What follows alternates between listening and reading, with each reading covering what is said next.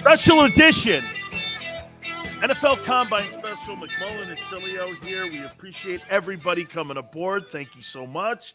Please hit the like button because you will like where we're going today as we give you this special with the NFL Combines going on. Yesterday, we saw the quarterbacks throwing. Two guys impressed. There's a bunch of guys that are shooting up the draft charts right now as we speak. We'll get to some of those guys. Obviously, the direction of the Philadelphia Eagles, there's a lot of conversation. There was conversation on the first day of the Combines with Howie Roseman and Nick Sirianni.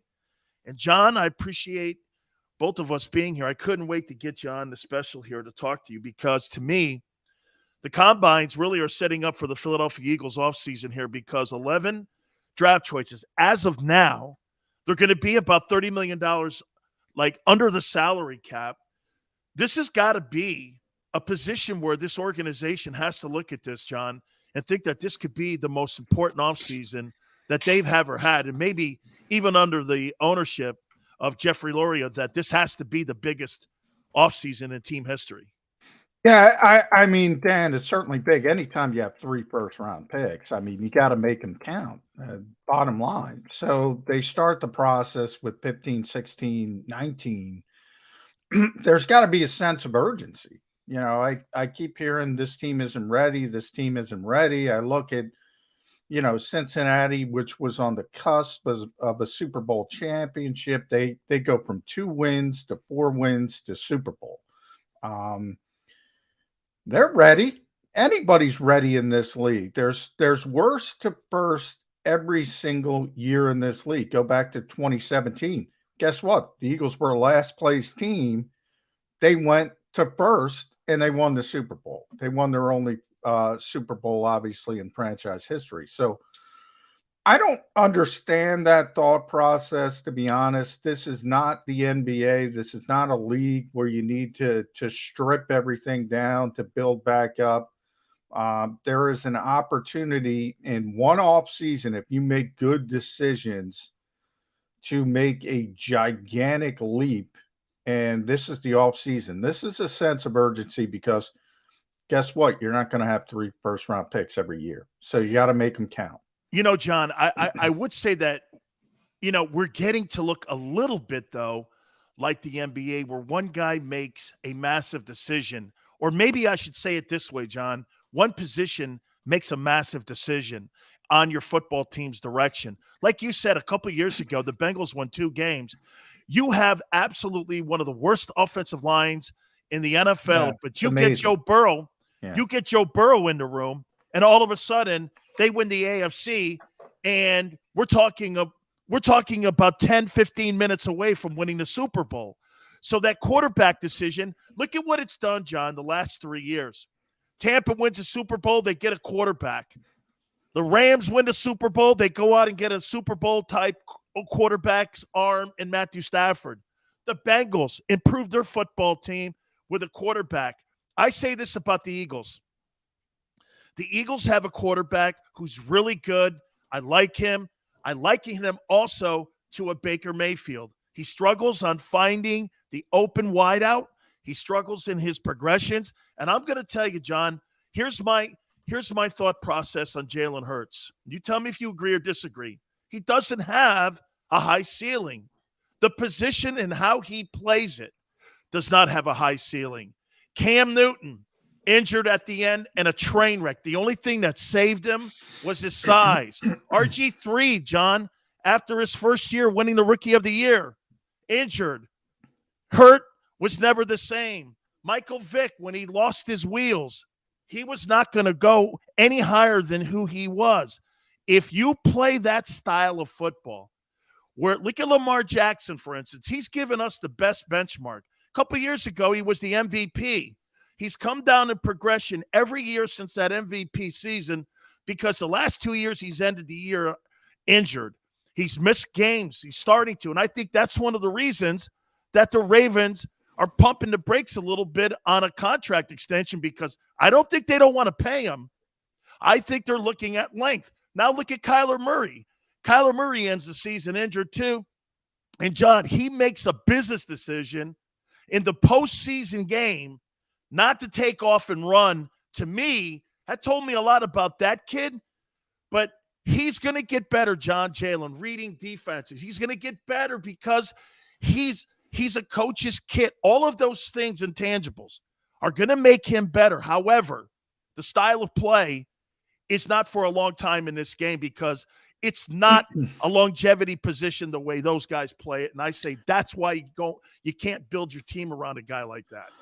Well, there's a couple ways to look at it. You're right. The shelf life is smaller. The longevity, you're not playing at 44 years old if you're playing that style like Tom Brady. You're just not, it's not going to happen. But, a traditional pocket passer also, isn't playing to the level of Tom Brady late in his career. So, yeah, but Ryan Fitzpatrick, John, has got an 18-year career. No, yeah.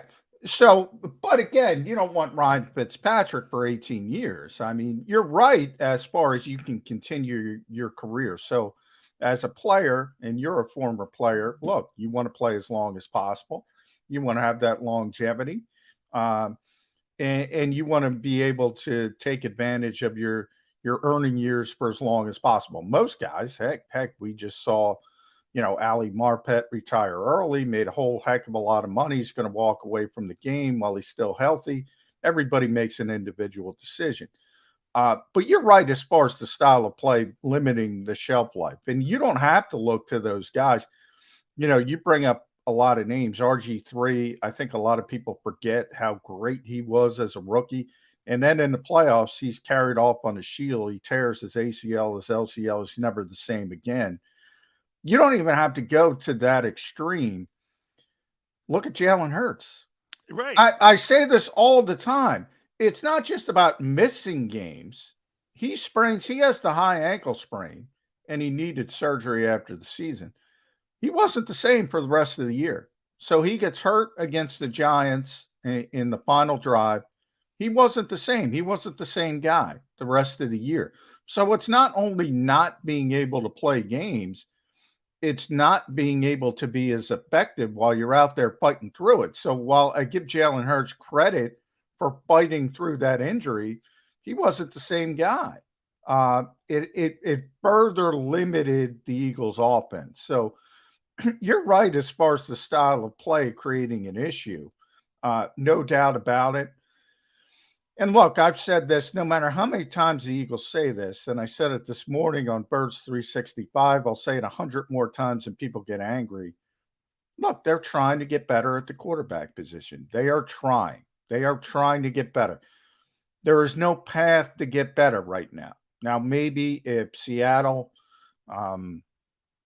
decides they want to go in a different direction and wants to move on from Russell Wilson, and then Russell Wilson decides, okay, Philadelphia's okay, I'll go there. There's a lot of hurdles before you get to that potential. There's a lot of hurdles before you get to the potential of trying to acquire Deshaun Watson, including a no-trade clause. And last year, he didn't want to play in Philadelphia. Maybe he revisits because, hey, Miami's out the window. Who knows when he's going to be cleared. If he is cleared, by that point, you might not have a lot of options, and he wants to continue his career. My only point is, when that path unveils itself to get a potential top 10 quarterback, the Eagles will take it. Until then, they're happy with Jalen Hurts as a bridge quarterback, and they'll continue to move forward. That's where the Eagles are right now. I completely agree because, John, I'm not one of these guys. I don't want the Eagles to turn into the Browns, where all of a sudden you got a conveyor belt of quarterbacks and you're changing systems. You're trying to fit guys into a particular way of playing the game. You don't want to look like the Cleveland Browns having all those quarterbacks go in there. So let me ask you this with the combines going on right now. By the way, I guess two guys have really impressed out of the quarterbacks that have showed up in Indianapolis. And obviously one of them is Malik Willis. He had a great interview. He looks like another version of, say, a Trey Lance that we see in San Francisco. Let me put this out there to you. Who do you believe? And, I think I asked the wrong question the other day when I was asking, who does Howie Roseman want to see in September as the Eagles quarterback? I'm going to flip it upstairs to the big guy. And who does the Eagle owner want as a starting quarterback for this team in September? Hurts, Wilson, Watson, a college guy, or other? Wilson or Watson, number one. If the Eagles can get to that position where that, as I said, that path kind of unveils itself, they'll make a move. They'll try to get that particular player. They will do that. Number two on that list would be Jalen Hurts. Number three certainly would be a rookie quarterback, but and there is no other. I mean, there is no other as far as right now. You Aaron wouldn't Rodgers, think about bringing in Jameis Winston just to look at him and go like this. Okay, he threw for 5,000 yards a few years ago. He had 30 interceptions. There's no question about it. But, John, Jameis Winston has more. He's 28 years old. He was the first pick in the draft. There's nobody coming out in this draft right now that was as pumped up as what Jameis Winston was. And again, I'm not suggesting to you that Jameis Winston is some superstar, but last year under great coaching, he was 5-2, actually had a higher quarterback rating than Tom Brady did before he got injured. I mean, they were going to make the playoffs and they were going to make a run at the NFC South. You wouldn't take a look at a guy like that because, and here, John, he's got ramifications that does this. If I'm a potential, like we talked about this in our pregame, Amari Cooper's being reported that he's going to be released before March 18th to loosen up the cap that the Cowboys are in hell with right now. That would help him out $20 million worth. Okay, Amari Cooper, like you said, has no interest coming and playing in Philadelphia with Jalen Hurts.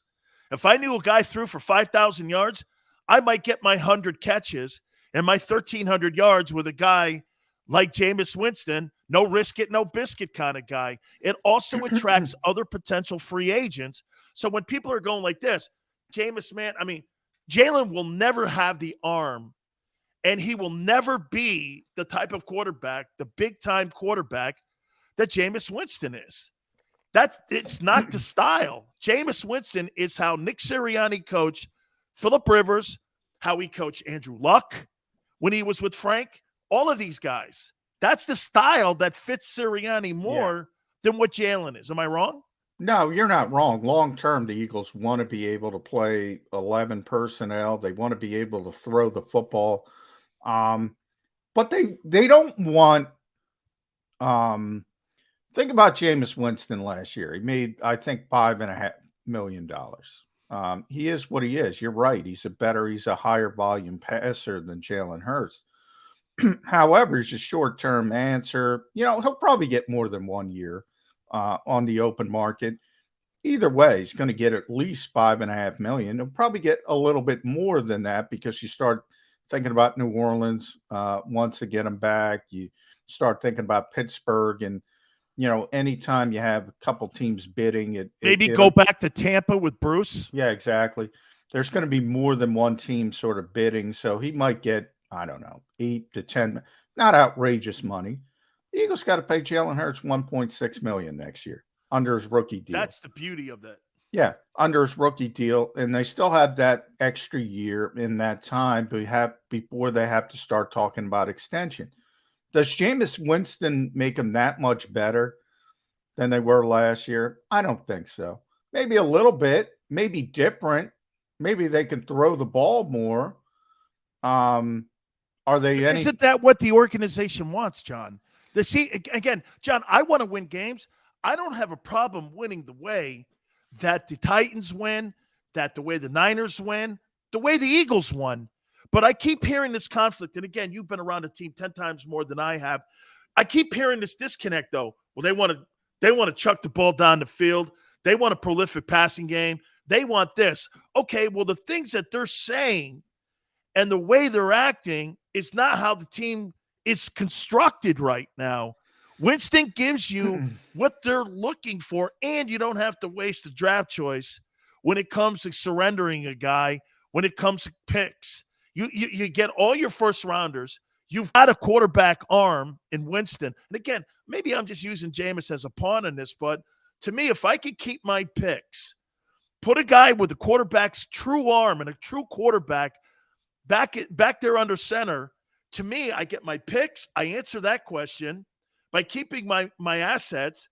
I address exactly the way the direction the organization wants. How he drafts offensive linemen and wide receivers, it seems to me. That's where he's always in. He's in well, those he's got to stop. He's got to stop drafting wide receivers. Yeah, hey, John, you can't build your football team from the perimeter in. I'm totally against that. No, and how he believes, and really it goes back to Andy in 1999. That's sort of the Eagles, the crux of the modern Eagles thought process, and they believe in building up front on both sides of the football. So, they believe in offensive line, defensive line. They're going to draft an edge rusher unquestionably in the first round of this draft because they need to build that back up. But as far as the quarterback goes, look, they want a superstar. They want a Hall of Famer. They want Russell Wilson, or they want a potential Hall of Famer, Deshaun Watson. Then all bets are off. Then they're going to go all in to whatever it takes to acquire those types of players. What they're not going to do is and forget about Jameis Winston, even the Kirk Cousins of the world. People have speculated he might be on the market. The Derek Carrs of the world. They don't want that. They want potential top five at the quarterback position. And if they can't get that, they would rather have the guy under the cost-effective rookie deal and try to build up the rest of the roster while waiting for that. And when they seize that opportunity, might be in the draft, might be on the trade market, then they'll make their move. What they don't want is, probably make Nick Sirianni happier, to be honest, as an offensive coach, to be able to throw the football more consistently with a Jameis Winston type. But you got to be disciplined. I don't think that helps the team long term. Here's the one thing too. Here's the one thing too that you have to think about here when it comes to how they need to build a team here, John. Okay, if they're going to go through that route and they're going to go and look at that and say, okay, we're looking at a top 5 guy. The bottom line here, it has to come down to this then. Okay, where are they going to find that top 5 guy? I mean, they're going to go into the open market and they're going to have to go out and do what in the open market? Okay, what are they going to do? What's the open market here for them? I mean, you think Howie pushes his chips in? If that path becomes available. Right now, remember, Seattle is, and Pete Carroll's on record, we're not going to trade Russell Wilson. Now, on the other hand, John Snyder comes up and says, well, we'll listen, we'll take the phone call. So what are they signaling there, Dan? They're signaling, all right, if you're going to offer, you better bring significant assets. So if the Eagles have those 3 first-round picks, so let's say they offer 2 of them and a number 1 in 2023, well, then you probably have the ammunition to acquire Russell Wilson. From that standpoint, then you have to get Russell Wilson to agree to want to play in Philadelphia. And last year, his agent put out 4 teams that he would consider going to. Philadelphia wasn't among them. It was Las Vegas. It was Dallas. Which made no sense. Chicago. I forget, New Orleans, I think, was in the mix as well. Philadelphia was not in that conversation. Last year with Deshaun Watson, for people that don't know, the Eagles sent their own investigator down to South Texas to gather as much information as possible on the allegations he was facing. Jeffrey Lurie gave Howie Roseman the green light to acquire Deshaun Watson. In other words, he was willing to take the public relations hits if things worked out. Now, obviously wasn't able to settle the civil cases. There's still criminal charges looming. And this thing keeps dragging on and dragging on and dragging on. But also, Deshaun Watson has a no trade clause. He would not waive it for the Eagles. Now, I will say this, Dan. Remember, last year, Nick Sirianni was a rookie head coach. Nobody knew who the heck he was. He came across really poorly in his introductory press conference. They didn't have any weapons. They were a 4-win team.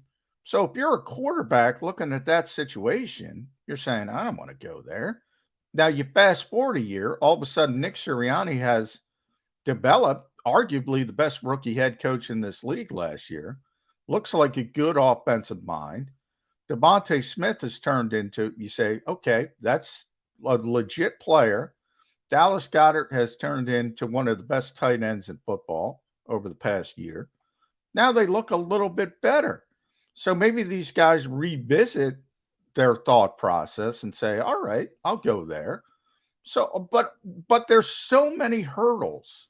And that's why you hear Howie Roseman and Nick Sirianni going the vote of confidence route, because look, until that path becomes available, there's no reason to create the upheaval and say, we're looking to acquire a quarterback. We're not confident in Jalen Hurts. So they back him. They give him the vote of confidence. But we are where we are. Everybody in this league knows.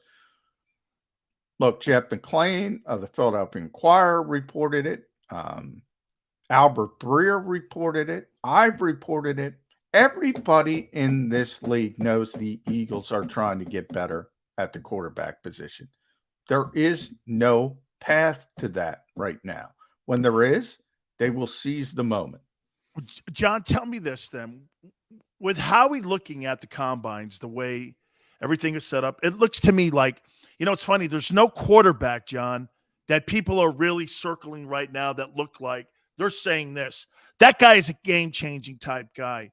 However, when I look at this particular draft here and I look at the combine, I see a lot of talented people in the O-line, the D-line. I think there's a bunch of edge rushers. You may get guys, corners, and safeties in the second, third, and fourth round that could be very productive to a roster, especially with all the picks that the Eagles have. How does Howie look at the combines in the NFL draft? I mean, look, and know this, John, the old school way is building through the draft. But if anything has shown us the last 2 years, the Buccaneers built it through free agency. They went out, got Tom Brady. They added Gronk.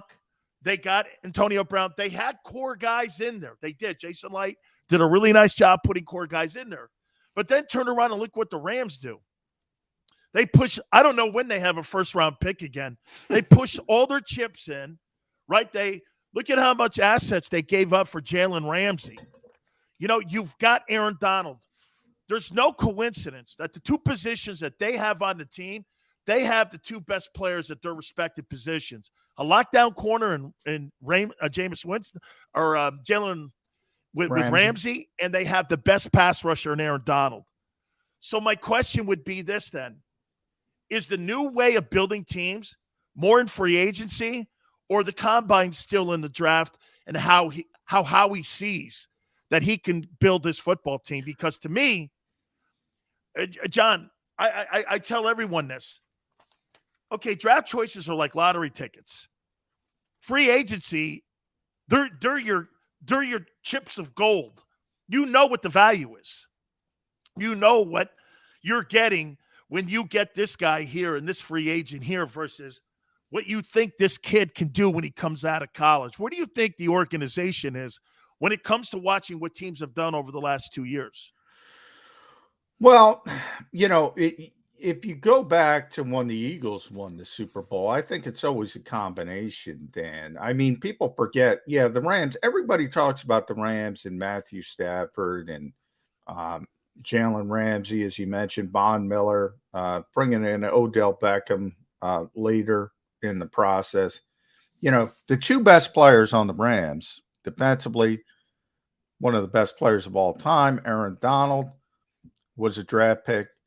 Offensively, Cooper Kupp, obviously having a historic year, Triple Crown year, draft pick.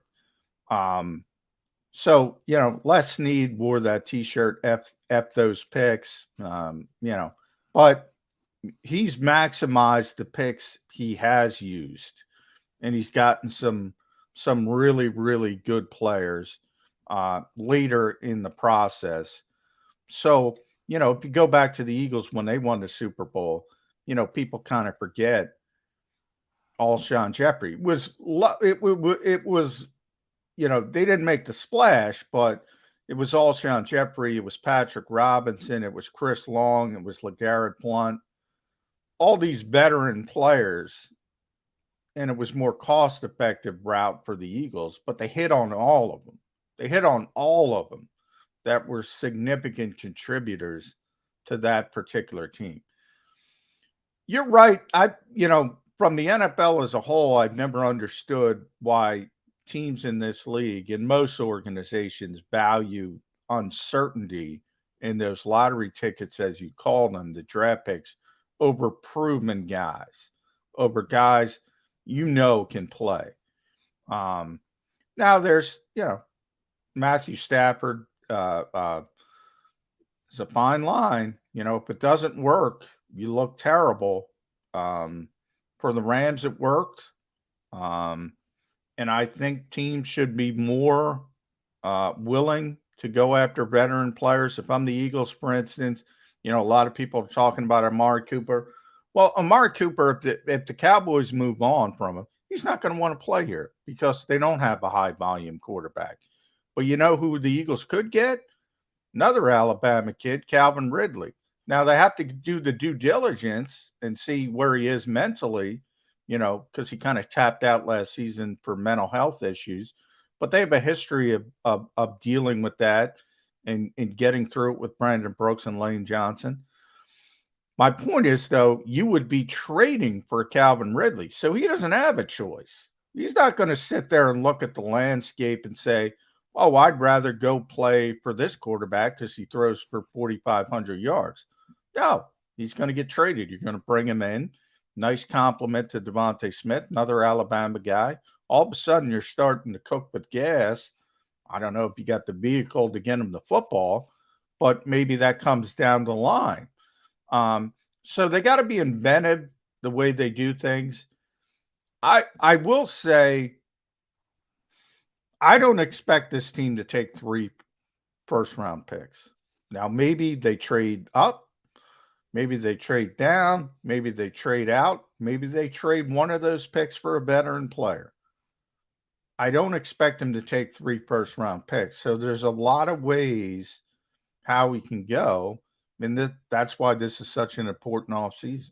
It is. And John, when you're looking at some of these kids that are at the combines here, I got some names. I want to throw a couple names at you too, right where the Eagles are going to be selecting. Look, when you're talking about, the Evan Neals, you're talking about the Hutchinsons, you're talking about the Stingleys, unless they do something creative, I'll say, in moving up and getting into the top 10, those players are going to be off limits. So what I want to do after the timeout here, I want to get an opportunity to throw some of these names at you and get your thoughts, because some of these kids are really impressing people with their interviews in Indianapolis. Some of these guys are maybe a need on the team, but with how we'd go down that line, it just to me, free agency, there's a difference between free agency and the draft. And like you said, with these wide receivers, I'm not going to make a trade for Ridley, or I'm not going to make a trade and pay gigantic money for our Amari Cooper when I could get one of these guys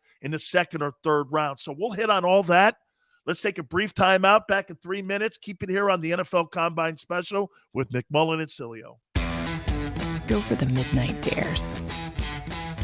Go for the memories. Go for the view that goes on forever. Go for the bubbles in your bathtub and in your drink. Go to bed whenever you want. Or don't. Go for him. Go for her.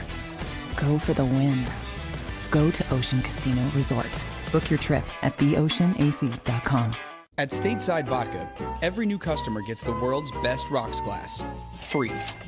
What's that? A rocks glass? You're telling me that bottle is cut in half? You could say that. Holy shit. And you're telling me I can get one of these glasses for free? That's right. 1 free rocks glass per customer with each first-time purchase of Stateside Vodka. So good, it just disappears. Imagine for a moment that you went to work today and when you came home, you were catastrophically injured. Your life and your family's life. That's what happened to union construction worker Mike Little. I was scared of what the end was going to be, but to be 100% honest with you, I knew I was going to be all right just by talking with Brian. In my heart, I just knew everything was going to be all right. Call the firm and find out why they say, "We got this." Call 215-458-2222.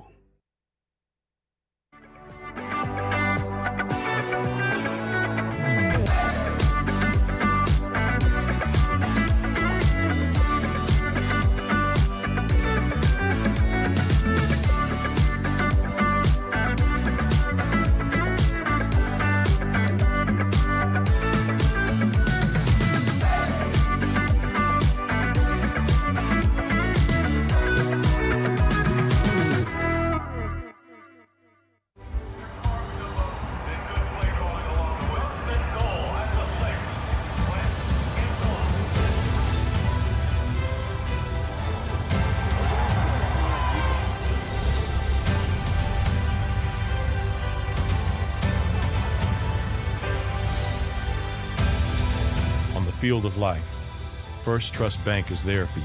Champions on 3. 1, 2, 3. Because Philadelphia dreams deserve a Philadelphia bank.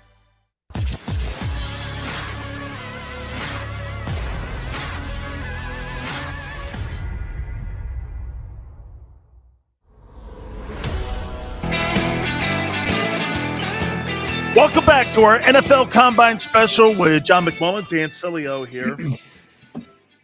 It's going to be interesting to see, John, what they really do in the first round here, the Eagles, because, you know, here, let me throw this at you here. How many players away, just off the top of your head, do you think this team is away from being a competitive team for a Super Bowl? Honestly, yep.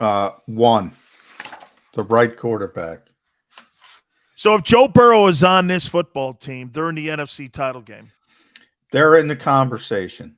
You know, the stars have to align. One of the things I'm stunned, there's so many Eagles fans who think we're not ready to win. You know, they wring their hands about potentially the cost to acquire Russell Wilson or the potential cost to acquire a legally cleared Deshaun Watson. And that's the excuse they give, Dan. Well, we're not close enough. We don't have the other pieces in place to take advantage of a quarterback like that. Yeah, I don't agree with that. I don't agree with that at all, because great quarterbacks elevate everybody else. And, you know, we'll start with Aaron Rodgers because to me, he's been the guy and anybody who knows me knows how much respect I have for Aaron Rodgers as a player. Now, you know, off the field, he's, you know, gone off the reservation a little bit. And, you know, as Mark Murphy will say, he's a complicated fella, but on the field, he's unbelievable. So many receivers over the years, starting with Greg Jennings, who can't stand Aaron Rodgers these days, all the way up to Devontae Adams is legit. He'd be great with anybody, but the Martez Scantlings of the world, I mean, he's going to get paid in free agency, and, you know, somebody's going to find out real quick. Guess what? The quarterback was elevating him. I think but Jalen Reagor's been an abject disaster in Philadelphia on the Green Bay Packers. And all of a sudden, he'd start to look like a football player. He'd have so much more confidence in himself. Great quarterbacks elevate everybody around them. Offensive linemen, receivers, even the defense. And, you know, playing defensive tackle over there, when you got a star quarterback and you know it, you're feeling pretty good.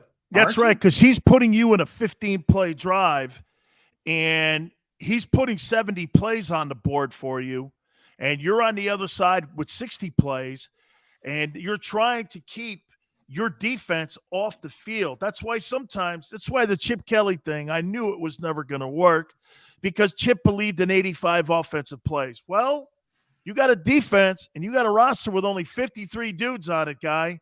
By the end of your year, your defense are going to be on IR, and you're going to have a ton of 3-and-outs, and you're going to be behind the sticks. And to your point, John, here's exactly what you prove when it comes to a quarterback, and you're right.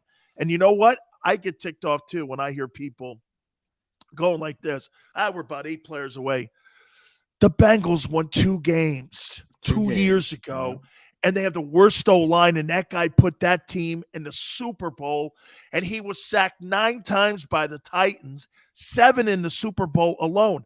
And to your point about improving other guys around you, let's just take a Matthew Stafford, who to me is a modern-day Drew Bledsoe, okay? Great numbers.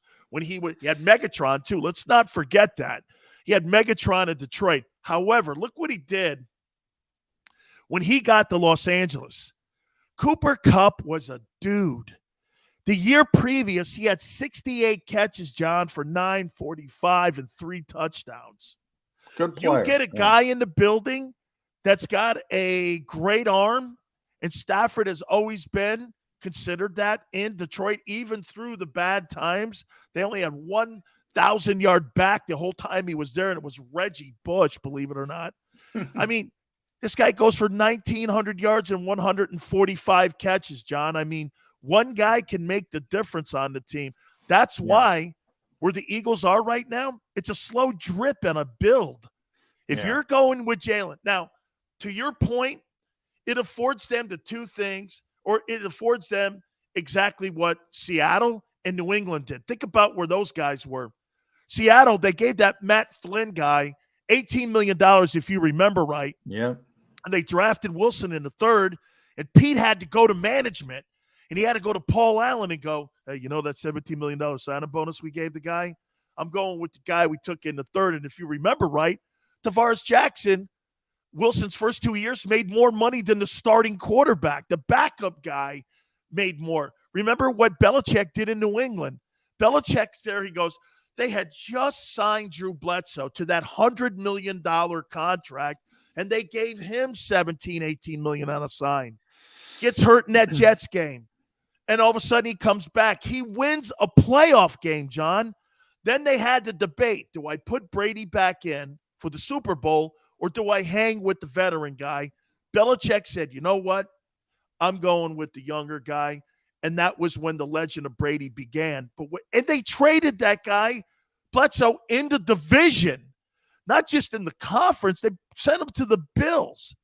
But what that does is it allows you, doesn't it, to fill gaps around the rest of the issues that you potentially have on your team. Lack of edge rusher. Maybe you need a safety. You need this or that.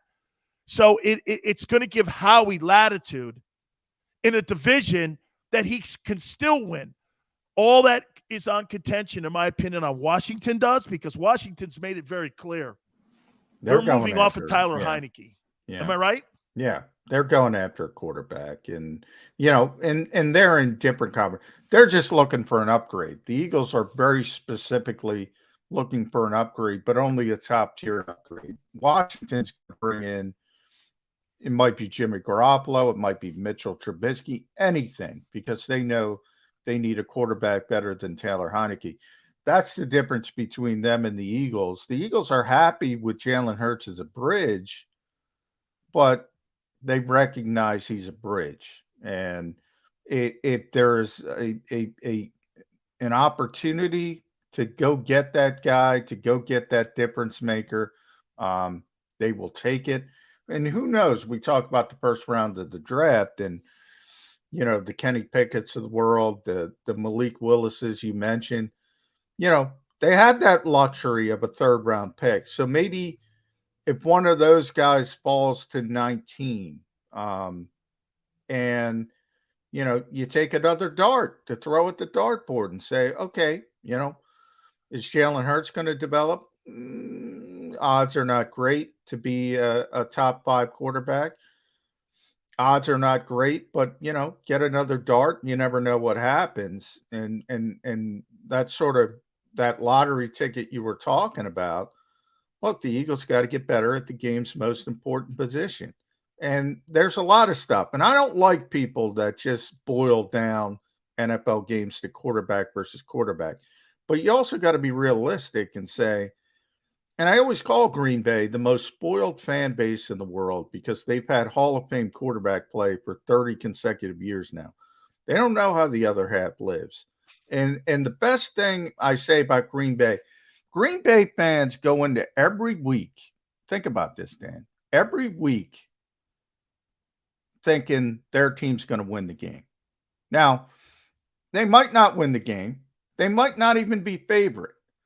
But anytime you go into a football game, and you know this better than most as a player, and you're standing behind Brett Favre or Aaron Rodgers, you think you're going to win that football game. You go into every game going like this. We have a shot, and you know what? Yeah. That you're going to win a game. Just like you say, when you go into a football game and you've got Taysom Hill, and I'm playing defense, I know this. We're going to have to play our asses off today to be in that ball game. You see, John, there's very few quarterbacks that can throw you out of trouble.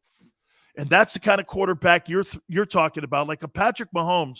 No lead is safe with that guy. You could be up 28 points on that guy, and he's going to come back, and he's going to win a ball game. Aaron Rodgers is another one of those guys. So that's the kind of quarterback we're looking at. Well, let me ask you, before I give you some of the guys that I like here, is there a guy that you like in this draft that fits what Howie wants to do when it comes to the potential that's in this particular NFL draft in April? I think Pickett's the best quarterback in the draft. It's funny you start there with quarterback. Was that by design? I thought you meant quarterback. No. Well, okay. How about a guy that you think is realistic? The best player in this draft, because he could be the best player in this draft. Pure players, Kyle Hamilton. It's interesting because I got Notre Dame safety. Yeah, the National Scouting Combine. Everybody tries to get their hands on their ratings of players. That kind of leaked out today, and the league thinks Kyle Hamilton is the best player in this draft. I agree with them, but here's the thing.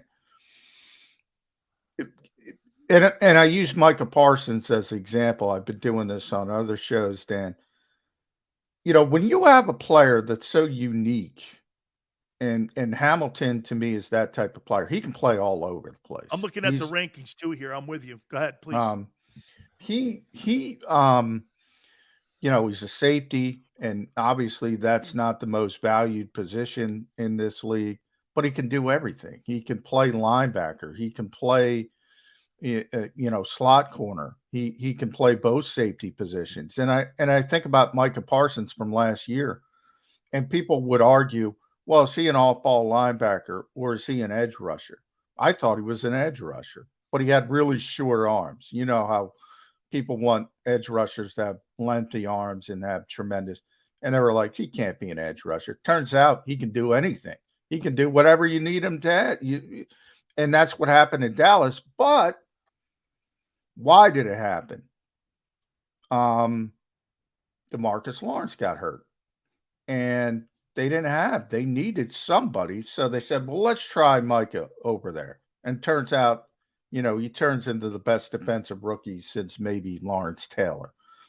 That's how good he was. That's how dominant he was. He can play off-ball linebacker. He can do anything. He can rush the passer. He's that good. I think Kyle Hamilton, different type of player because he's a defensive back. He's that Swiss Army knife.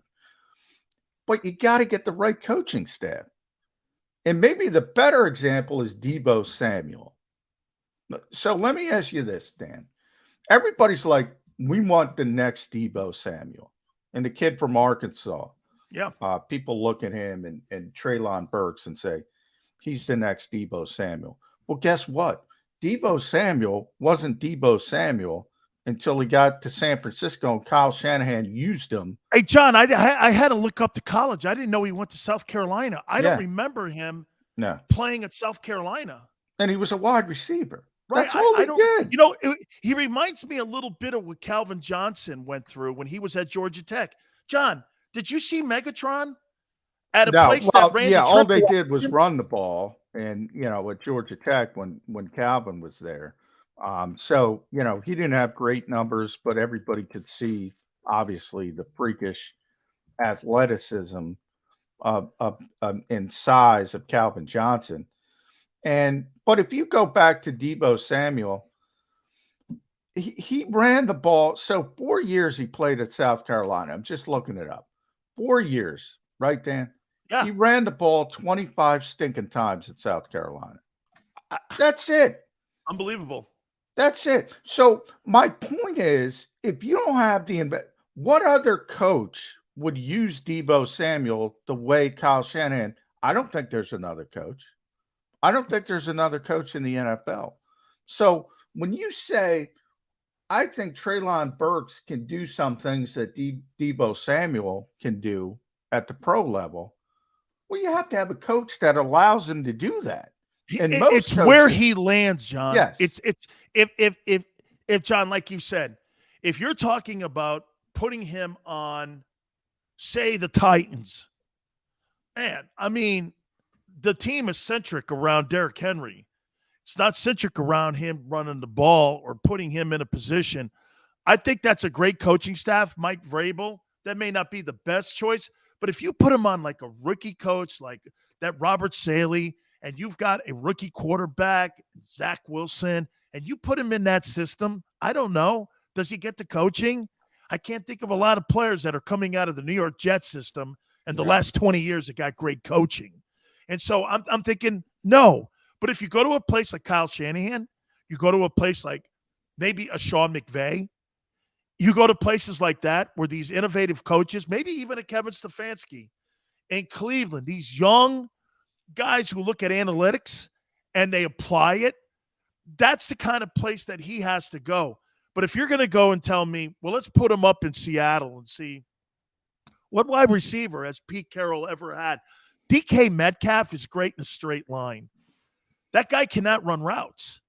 He's not a fluid route runner. I know people like him. He's physical. He's more of a Michael Irvin possession type guy. But John, I say this to here's my small world example of what you're talking about. So John, I played a 3 technique with Jerome Brown at Miami, a 3 and a 1 technique, which meant this.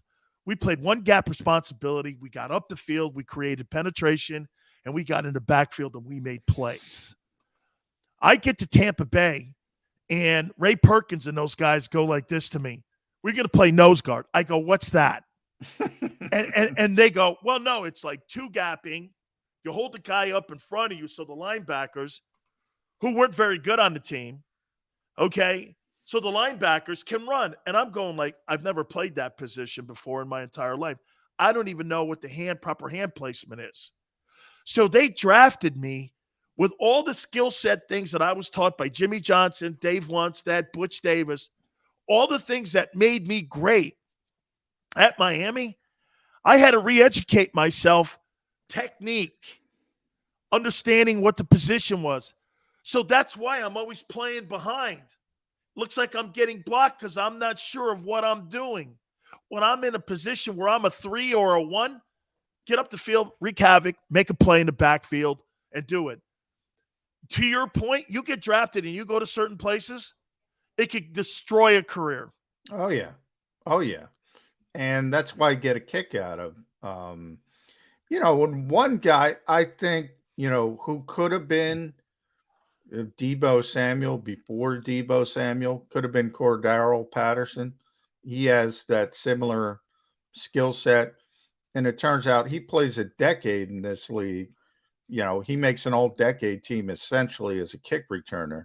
And then they, downplay the kickoff returns, and he ends up in Atlanta, and they start using him as a running back. And he turns into, hey, everybody's like, well, Cordarrelle Patterson can play a little bit. He could always play, but he had a very, very unique skill set in a lot of ways. He's ahead of his time because before coaches figured out, hey, we can do different things and use people in different ways. and Kyle Shanahan's at the forefront of that with Deebo Samuel. The guy ran the ball 60 times last year for 8 touchdowns, along with his receiving. That's incredible production. Yeah. And as I said, in his entire career, and he played 4 years at South Carolina, he ran it 25 times. Nobody knew he could do what he did, what he does at the pro level. And then I look at these other coaches and they say, I want a player like that. Well, you can say it all you want, but if you're not going to use that player in that fashion, what does it mean? What does it mean? And to me, to your point, the definition of good coaching to me, like I'm going to look at Dan Sileo and say, well, what does he do well? I might want a 2-gap, but as a coach, you can't go into a process with an end game. In other words, you already got your GPS, program to where you want to go. That's fine to have that.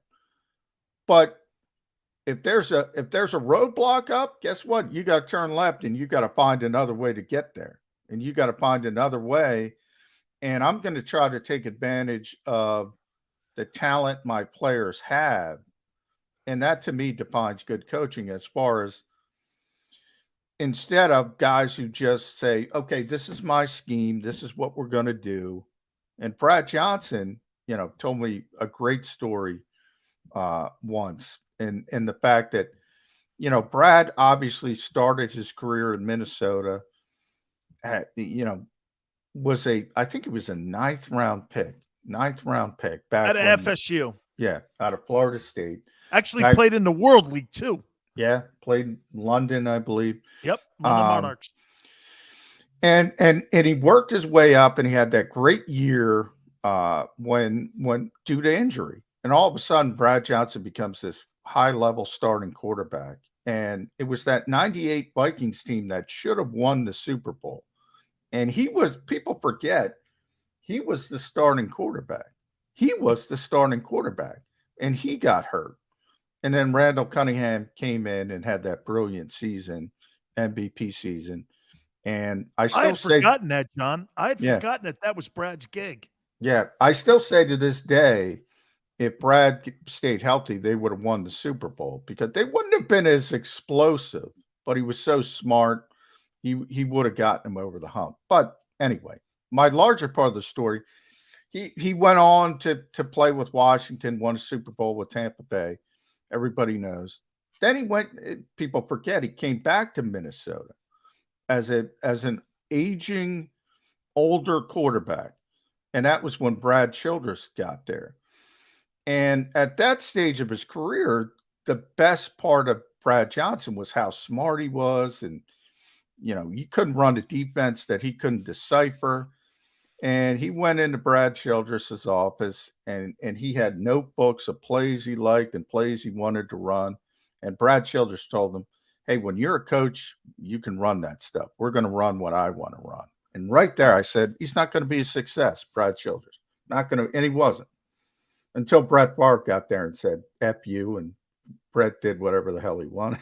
And John, again, the kid Diggs in Dallas last year, if you want to go there and put that out there. I mean, look at Mike Nolan. Kept them boxed in, really never got the true, talent out of the defensive back. And all of a sudden, Dan Quinn rolls in there and gives him more latitude for him to be able to roam, maybe be able to take gambles, and he was okay with the mistakes.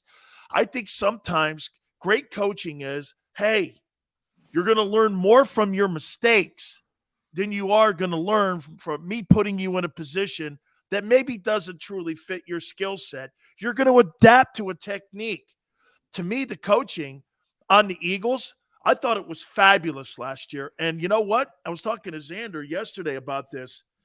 I don't think Sirianni's getting enough credit for what he's done with the development of Jalen Hurts here. And to John, I think this is one of the reasons why the Eagles are really in the middle of the room here with this. There's probably half the room going, let's push everything in and get a guy. There's probably another part of it going, why?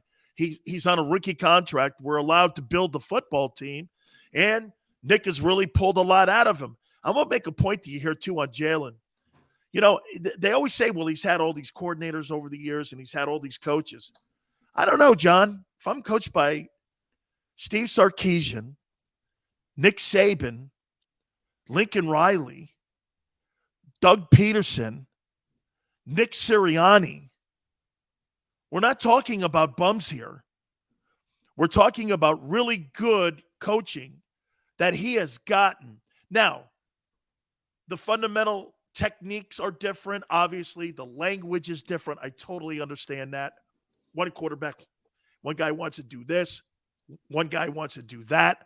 I understand it. Those are good coaches. Yeah, they're really good coaches. But the continuity of being in the same offense is certainly going to help.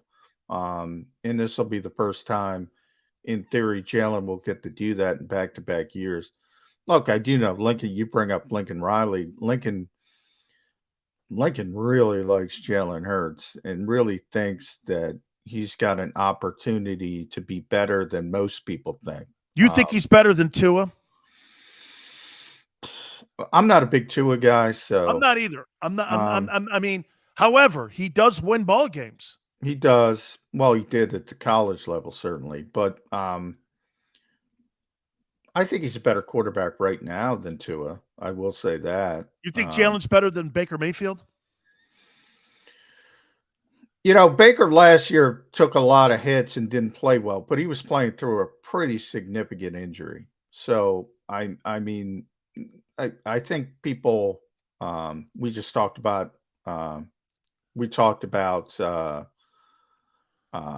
Jalen playing through an injury. Well, Baker played through a much more significant injury and didn't look good in the process. So I want to see Baker get back to being 100% healthy and see what he can do. Obviously, he's going to be under a whole lot of pressure this year in Cleveland. I think he'll play better. Ultimately, I think he's slightly better than Jalen Hurts, but I wouldn't say a whole heck of a lot better.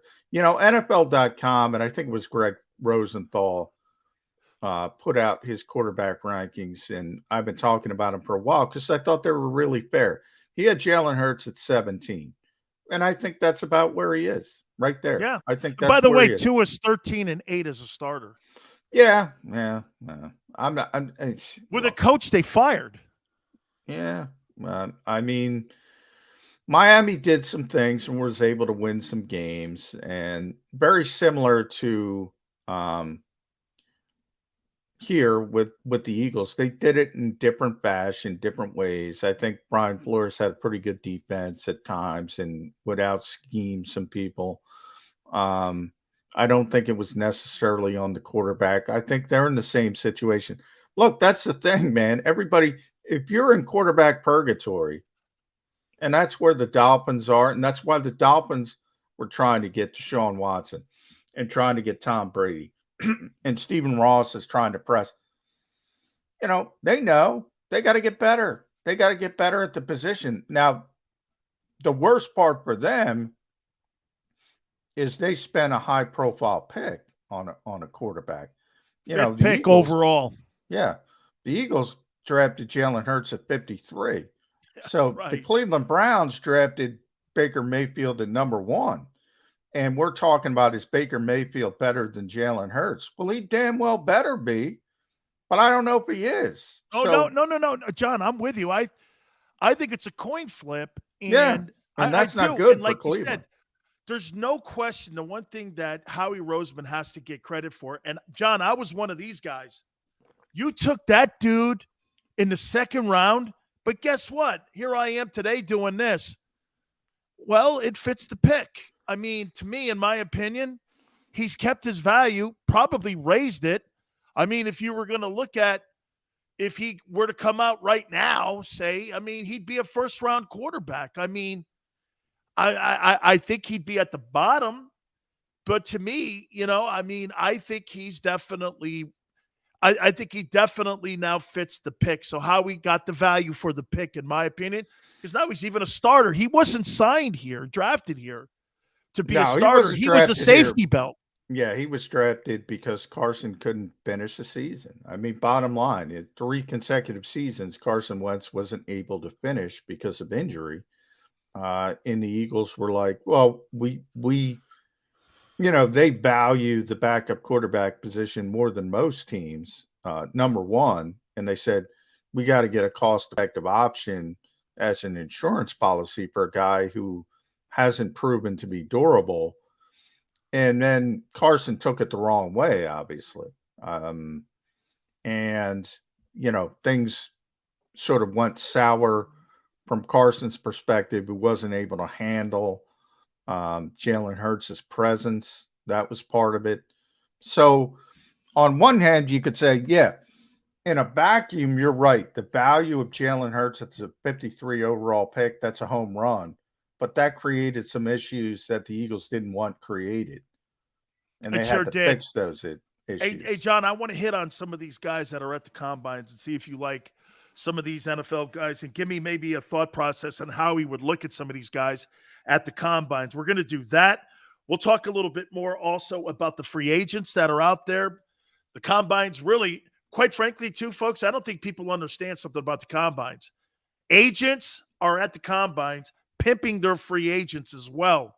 This is like a convention right now that all the agents and free agents, potential people, guys who are looking for jobs, also coaching-wise, are here in Indianapolis too. So we're going to hit on that. John McMullen, Dan Sileo, NFL Combine Special. Back in 3 minutes.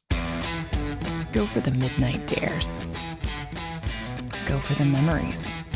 Go for the view that goes on forever. Go for the bubbles in your bathtub and in your drink. Go to bed whenever you want. Or don't. Go for him. Go for her. Go for the win. Go to Ocean Casino Resort. Book your trip at theoceanac.com. At Stateside Vodka, every new customer gets the world's best rocks glass. Free. What's that? A rocks glass? You're telling me that bottle is cut in half? You could say that. Holy shit. And you're telling me I can get one of these glasses for free? That's right. 1 free rocks glass per customer with each first-time purchase of Stateside Vodka. So good, it just disappears. Imagine for a moment that you went to work today and when you came home, you were catastrophically injured. Your life and your family's life. That's what happened to union construction worker Mike Little. I was scared of what the end was going to be, but to be 100% honest with you, I knew I was going to be all right just by talking with Brian. In my heart, I just knew everything was going to be all right. Call the firm and find out why they say, "We got this." Call 215-458-2222.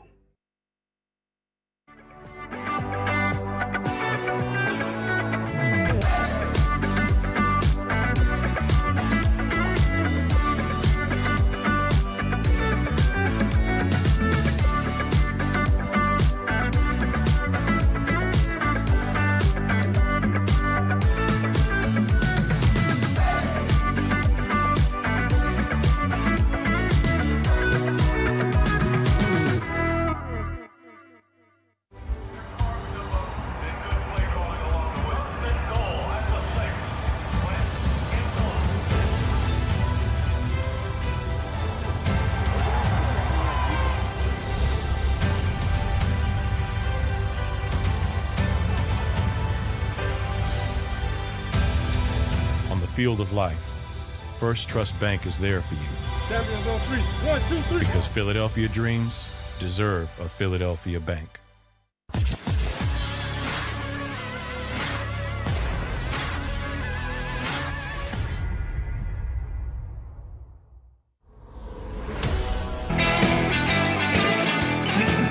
Welcome back to our NFL Combine Special. John McMullen, Dan Sileo here. Don't forget, too, we'll be doing our show right after this, so we will piggyback the shows back-to-back here, so we appreciate everybody with us here. Please hit the like button. John, these kids that are at the combines today, to me, I'll tell you, the problem that I have with the combines, it's a glorified workout. And you can be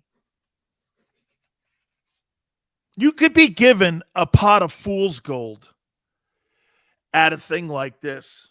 Just because here's the biggest thing that I can't stand that quarterbacks do at the combines is run a 40. I don't care how fast the quarterback is. Tom Brady can't jump over a ruler. Peyton Manning can't jump over 10 dimes. Some of the greatest quarterbacks that have quarterbacked in this league, 40-yard dashes. Tom Brady ran the worst 40-yard dash in the history of the position at the combines. And when you tell me Justin Fields 4.3 or this guy runs a 4.5, it's completely irrelevant. You don't win NFL football games outside the pocket. You win it from the pocket. The majority of the greats, if we saw anything, now look, some of that's being changed. Josh Allen is a great example of that. I don't want my quarterback being the leading rusher and the leading passer in a game because we were talking about shelf life. Look at Josh Allen's shelf life versus Joe Burrow's shelf life. Now, again, Cincinnati's got to protect him, and they've got to go all in on offensive linemen, both free agency and also in the draft, to keep that number one asset protected. But Josh Allen's lifeline, in my opinion, it's going to be shorter because of the style of play. So it's so difficult to sit here and look at some of this workouts, shuttle drills. Great. I'm a big believer in game tape, John. I have a thing called the 20-foot rule. Give me 20 feet of game film on a kid. I'll tell you if he can play or not. Then if he has the intangibles on being a phenomenal athlete, that's just an added asset. Tom Brady, in my opinion, is the prime example of exactly why the quarterback position is the most difficult position to evaluate. The kid out of Liberty now, supposedly, Malik Willis is now skyrocketing up the draft boards. Why? He played at Liberty. I know he started his career at Auburn. So there was a thought process at one time that he was a big-time prospect. Big-time prospects don't go to Liberty. Or, for that matter, John, North Dakota State. This Trey Lance kid, are you really going to turn the football team over to a guy who's played limited football in the last 2 years versus a guy, whatever you think of Garoppolo, who's 36-16, and he's 5-2 in the postseason and has actually beaten Aaron Rodgers a boatload of times in the postseason? I mean, that position is so hard to evaluate. Why? The quarterback position. Well, you don't even look at it at the college level. I mean, you bring up Joe Burrow. Joe had to transfer to play. That's right. Ohio State told him. Can you imagine this, John? Ohio State told him he wasn't good enough to play. Yeah. Justin Fields at Georgia lost to Jake Fromm, of all people. Now, I mean, we'll see what Justin Fields develops into as a pro player, but I can tell you he's a heck of a lot better than Jake Fromm. But Georgia couldn't seem to figure that out. So it is difficult. You bring up the style of play, and you're right. People look at Josh Allen and say, it's pretty impressive considering his size and the way he plays. But you're right. Look at Cam Newton. Cam was that size. You're getting banged up if you play that style eventually. And you bring up Joe Burrow. Joe's already gotten hurt, right? Got hurt also in the Super Bowl. But I mean, in his first year, he tore his ACL. Missed the second half of the season. So what I'm trying to say, he had the exact same injury as the guy we brought up earlier, RG3, who had a phenomenal rookie year. RG3 tore his ACL and his LCL. His career was essentially over because of his style of play. Joe Burrow tore his ACL and his LCL, and he's in the Super Bowl the next year because of his style of play and his pocket pass. He could overcome it. So you're right about that. The shelf life, and we've talked about that. But as far as evaluating the particular position, look, I think it's better. Malik Willis, you mentioned, started out at Auburn, going to Liberty. I think it's always better to play. So if you don't have a path to play, and college football is changing, if you don't have a path to play, go find someplace to play, and they'll find you. And they found Malik Willis, and I think he's going to be a first-round pick. I think later in the first round, but I think he's going to be a first-round pick. So good for him. I think he made the right decision. Auburn's not going to let him play. Go find a place to make you play. But that's just John, this the Malik Willis talk though. Can you name me projects that have ever panned out? I mean, projects where you went like this. We just talked about one 9th round pick. Brad Johnson wins a Super Bowl. Okay, but I'm not wasting a first rounder on that. I'm wasting a 9th rounder on that. You're talking about a one. Those are premium picks to go, well, he's not ready right now. Well, then I'm not drafting a guy in the first round that's not ready to play in the NFL and help my football team right now. And I look at a guy like that, John, and I go like this. So I'm going to draft on potential where this guy can't. First rounders have to help my team today, not 5 years from now. San Francisco was on the crux of a Super Bowl, and they took a kid with the 3rd overall pick. And I think it's a mistake. Yeah, I'm surprised they didn't play him.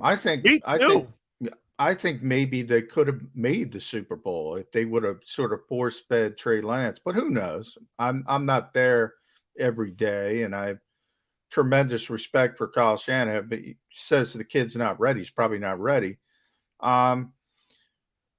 People get quarterback desperate. That's just and they're desperate to find that star quarterback that we've been talking about, and they're willing to take chances more so at that position. You're certainly not going to take a raw edge rusher with the 3rd pick in the draft. You're going to take a kid who can play. You're not going to take a raw cornerback in the top 10. You're going to take a kid who you think you can play right away. Quarterback's a little bit different. I mean, teams are so desperate, it forces them to do some different things. Absolutely, man. Let me give you some of the guys. By the way, I want to throw some names at you that I don't believe that the Eagles are going to be in proximity to get in the draft because these guys are really high volume guys. Give me your thought, and I'll give you my spin on Aiden Hutchinson. I saw him in the Big Ten, played exceptionally well against Ohio State. Boy, I saw him against Georgia, and he got annihilated. Got knocked off the ball. They ran the ball right at him a couple times. I mean, they blocked him on the backside.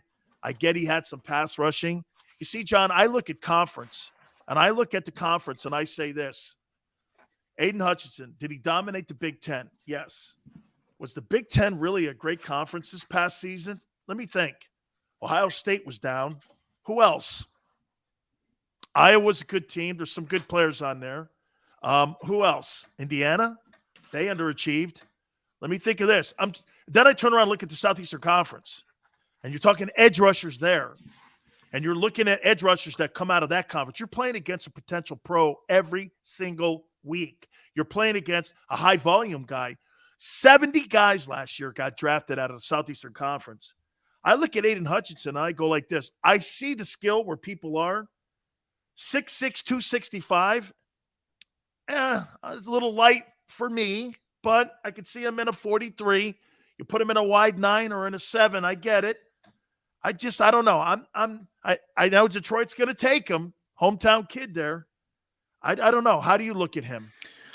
I look at him as a product, of this year's draft, in that, I don't think the top of this draft is necessarily. Look, is he Myles Garrett? No. Is he one of the Bosa's? No. Is he Chase Young? No. But he's the best of the lot in this class. I compare him to Hendrickson in Cincinnati. Would you take 14.5 sacks? I'll take 14.5 sacks. I think he's got a really high floor, as they say. I think he's going to be a really good player, but I don't think he has the ceiling of some of the other guys that have been, top 5 picks as edge rushers. Right, you're right. I think that's a great comparison. Like when I see Aiden Hutchinson, I don't see Nick Bosa. No, either do I. But so that means at 2, if you're saying what I think you're saying, John, he's overvalued there. Yeah, a little bit, but who's going to go 2?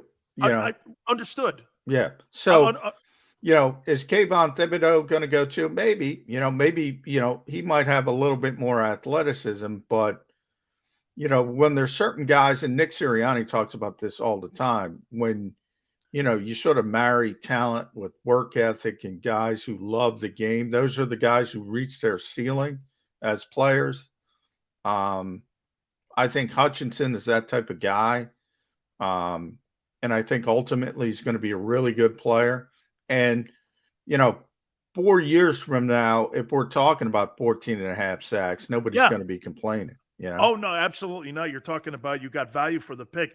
One of my favorite players in the draft, John, and this would be an unreal pick for the Eagles if they were able to get this guy, but obviously he's not, and he could be the number 2 pick in the draft too.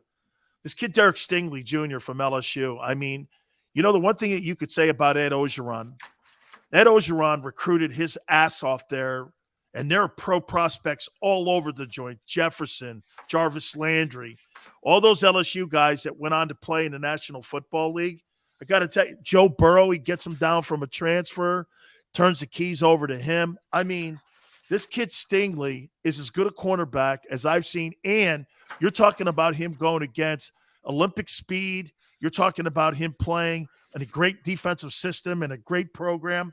Man, I really like him. I see the Texans and Lovey grabbing him. But to me, that kid's one of the best players in the draft and at the combines this weekend. Corners scare me in general, Dan, because really, I think everything is against him. Jalen Ramsey's the best corner in football. I think most people agree with that, right? So go back to the NFC Championship game, and you see Mike Evans beating him down the field for the touchdown that got Tampa Bay back in the game. You get in the Super Bowl, what happens? Jamar Chase beats him. Cornerbacks, I compare them to relief pitchers in baseball. They have good seasons. They have bad seasons. It's all comparative, but especially in a market like Philadelphia, where the expectations play into it. They think they're getting, if they draft a kid in the first round, if they draft Derek Stingley in the first round, they think they're getting Deion Sanders. And that can't exist anymore because of the way the NFL plays and the way the NFL is legislated. All those guys get beat. And the expectations are to the point. You look at Darius Slay. Darius Slay is as good as it can get for Philadelphia corner. That's as good as it can get because that is a high-level player who had a great season, and people still complain. Oh, Darius isn't this. Darius isn't that. That position scares me. But the Eagles are probably going to take a corner with one of those picks. And the kid from Washington is who I've kind of circled in on. Oh, me too. Trent McDuffie. One, I think he'll be there. He's more likely to be there than Stingley. I think Stingley's going to go off the board probably 10 to 12, somewhere in that range. McDuffie might be there. He might not. By the way, he's the 7th rated player at the NFL combines, and he is skyrocketing. Yeah, he's a good. Yeah. And everyone gave me a bunch of hell about this because I went with McDuffie. John, here are my 3 guys. Just so let me get your thoughts on them. And do I think I heard you? And by the way, I check in all the time with you guys on Birds 365, and I heard your comment. Do you truly think that Howie Roseman's going to draft 3 defensive players with 3 first-round picks in the first round? Very unlikely, but I went this route, John. I went Trent McDuffie at 15, Washington cornerback. I think he may be down there. I went with this guy. This is the closest version that I could see of Micah Parsons, and I went with Devin Lloyd, linebacker out of Utah. And here's why. You could put him in a 43. I talked to Kyle Whittingham, his coach at Utah. You could put him in a 43. You could put him in a 34, which means you could put his hands down in the dirt for some out there and stand him up. He can cover tight ends. He's got great pursuit angles.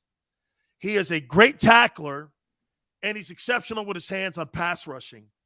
He's not just a conventional linebacker, John. He's a guy that's more of a hybrid guy on what we saw last year that was effective with Dallas. So that's why I'm not going pure backer here like in a Kobe Dean. I'm going here with a guy that Jonathan Gannon, the defensive coordinator of the Eagles, could potentially go like this. Here's a guy that kind of we want to go to a forefront. We want to go to a dime package. We want to do this. I don't want to take that guy off the field. You know what I'm saying? I don't want him to be a specialized rusher. I want him to be something like what I see with Parsons, where I could keep him. I saw Parsons covering tight ends and wideouts sometimes. Do I want him doing that? Not really, because I think you take away from his true effectiveness, and that's getting around the hula hoop and getting to the quarterback. But I looked at this kid, Devin Lloyd, and I said this. I go, I like him. And with the 19th pick, I went Trayvon Walker, 6'5", 275 Georgia defensive lineman. He's a true pass rusher. Yeah. And with the Eagles being 31 in the draft, I went like this, John. They need to improve that pass rush. They need to get to the quarterback. They're 31st. I went 3 defensive guys, highly unlikely, but those are kind of the things that the Eagles need, and those are some of the fits that I saw that the organization needs to look at. Yeah, when I did my mock draft going into the combine, first of all, if you're going to ask me, pin me down, I'll tell you, the Eagles aren't taking 3 first-round picks. I think they're going to trade up, trade down, trade out, do something. But if they're forced, I always say you need 2 to tango. It's easy to say that, but if you want to trade, you got to have somebody to trade with. So, for the sake of the exercise, I, just picked 3 players. And I love that Walker kid, but I think he's going to end up going up the board. I think he's going to be a top 10 pick. I really do. I don't think he's going to reach the Eagles. I think he's got too high of a ceiling. And I think ultimately he's going to really rise up in the coming days. But I had him taking Karlaftis at 15. They're going edge rusher first and foremost. John, I got him in the top 10 too. I got him going to the Giants because the Giants have to address both lines. They have to address their O-line and D-line. Yeah. He would probably be, in my opinion, maybe you think differently. Maybe you do. I think the 2 premier edge rushers are Thibodeau, Hutchinson, and then I think the kid from Purdue is 3rd. Yeah, I had him as Hutchinson 1, Thibodeau 2. The kid from Georgia 3. I think Jermaine Johnson also is going to be top 15. I think there's going to be a big run on edge rushers because there's so many good ones. I love that you brought that up because there's an edge rusher there at Florida State. Florida State's not been very good the last 5-6 years since Jimbo left. I mean, they just haven't been good. But I watched him, John. He's a sleeper guy, man. He can get around the corner. He's a good-looking edge rushing guy, and I wouldn't be shocked. You're right. I could see him sitting down there in the Eagles position down there, and the Eagles take this guy because he's a pretty good-looking – you know who he reminds me of? He reminds me of Calais Campbell, and I'll tell you why he reminds me of Calais. Calais wasn't that great of a Miami Hurricane. He's been a better pro he's got better coaching. Pro. I thought he took plays off at UM. And I kind of think this kid's when he gets better coaching, John, I think he's going to be a better player at the next level. Yeah, so it really comes down to sort of what flavor you like as far as the edge rushers. There's so many of them, and they're all going to go, in the first round, at least 6. And I think, to me, those are the top 4, and the Eagles might have a shot at Ojabo from Michigan and Karlaftis. And I think in that case, they'd go Karlaftis. Then I have McDuffie at corner. And then, as I said, the Eagles, there's no way, knowing Jeffrey Lurie, they have an offensive head coach. There's no way they're going to be disciplined enough to take 3 defensive players. And I think they would take a flyer on Jameson Williams if, because he's going to fall a little bit because he tore his ACL. Wide out in the first freaking round again? Well, again, and I don't think they're going to take the 3 first-round picks, but they know you need multiple playmakers. But they don't have the playmaking quarterback, John. but you can't assume you're not going to get it. And, you start to accumulate, you need, look at Cincinnati, Dan, with Jamar Chase. And people say, okay, they also have T. Higgins and Tyler Boyd and CJ Uzama. They got playmakers all over the field. The Rams, OBJ got hurt. People forget Robert Woods got hurt. And they have Cooper Kupp and Tyler Higbee, who wasn't able to play in the Super Bowl. You need playmakers all over the field. So they got to get these guys at some point. And to me, Jameson Williams, if he doesn't tear his ACL, you're talking about probably a top 10 pick, 10, 11. And there's some value there. I think he's going to slip a little bit.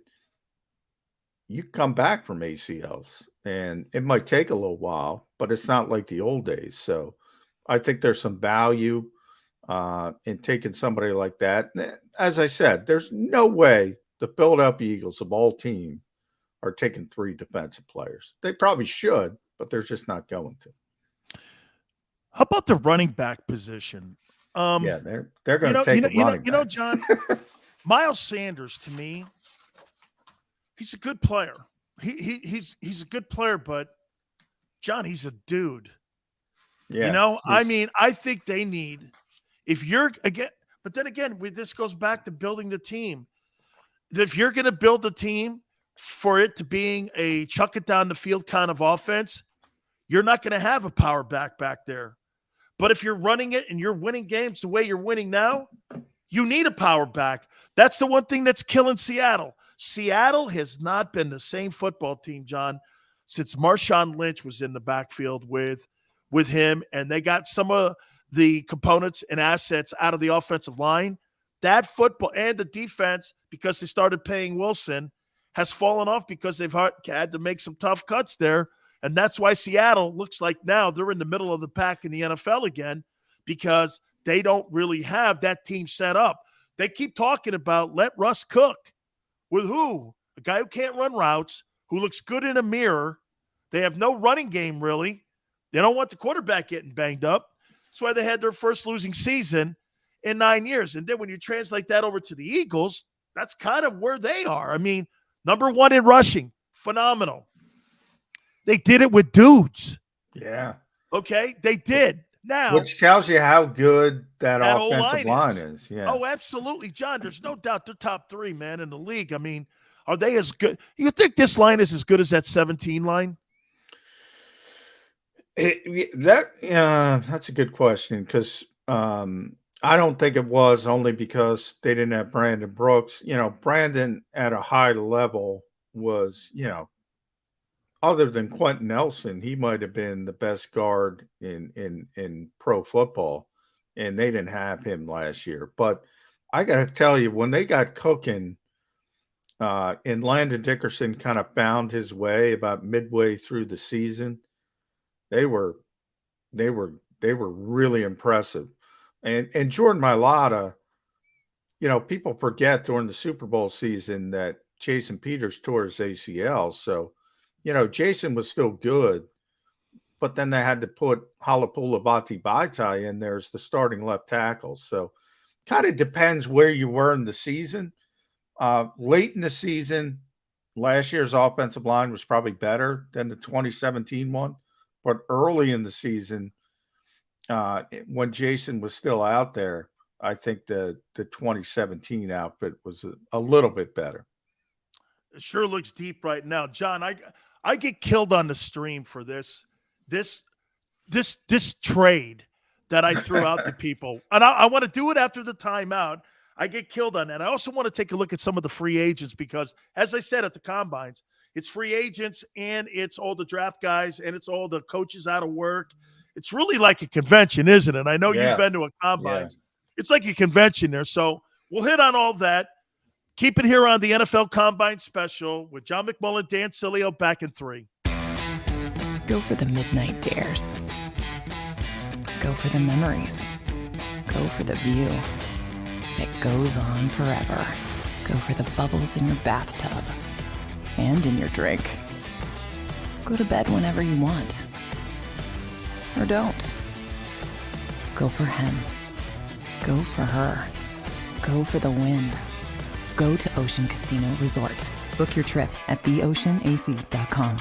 At Stateside Vodka, every new customer gets the world's best rocks glass. Free. What's that? A rocks glass? You're telling me that bottle is cut in half? You could say that. Holy shit. And you're telling me I can get one of these glasses for free? That's right. One free rocks glass per customer with each first-time purchase of Stateside Vodka. So good, it just disappears.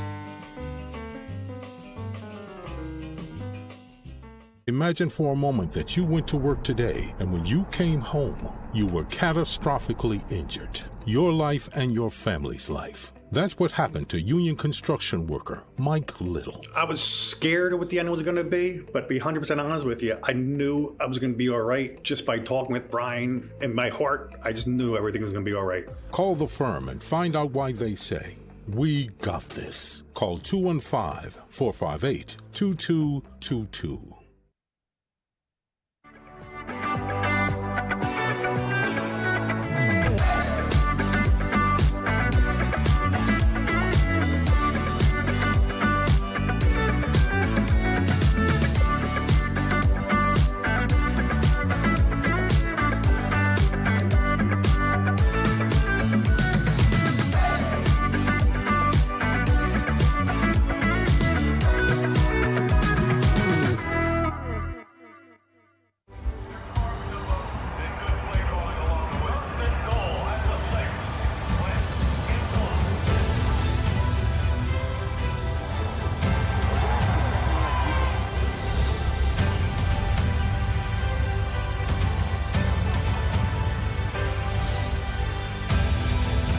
Field of life, First Trust Bank is there for you. Champions on three. 1, 2, 3. Because Philadelphia dreams deserve a Philadelphia bank.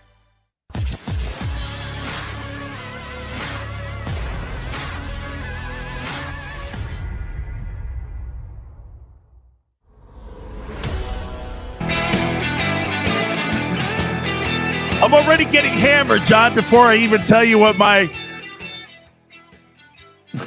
very intelligently thought out trade. I'm used to getting hammered, Dan, so don't feel bad. That's only on Friday nights, right, John, when you're done working, though. It's another story. Okay, John, follow me here. Landon Dickerson. I know you already hate it. Well, no, I'm not trading Landon Dickerson. Hold on. Wait a minute now. Landon Dickerson to the Cincinnati Bengals for a first-rounder in T. Higgins. Well, number one, why would Cincinnati do that? Hey, what do you mean? The quarterback has been killed the last 2 years. He lost half a season, and he had an MCL sprain in the Super Bowl. And I'll make this point to you, John. Instead of having 7 sacks, if they have 3 sacks in that Super Bowl, they beat the Rams. Well, I agree, obviously, that Cincinnati needs a ton of help on the offensive line. And as much as I like Landon Dickerson, and I like Landon Dickerson a heck of a lot, he's not T. Higgins. I mean, T. Higgins, second-year player, I'm just looking it up. He had over 1,000 yards this year, 75 receptions. Remember, on the Eagles, that would be by far the best. As a rookie, he had 67. And he'd be a one that the Eagles need. Listen what you get. But you're giving up an extra first round. But Cincinnati's not giving up they have the better player in that deal. So you don't think Landon Dickerson command a first round draft choice? T. Higgins, I do. No, John, they're going to be desperate for old linemen. No, they can get. Look, Landon.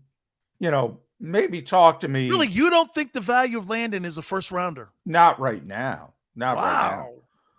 But you're talking about now. It might be a first rounder alone. People are saying, John, trade Sileo for a lemon. Thank you. Go ahead.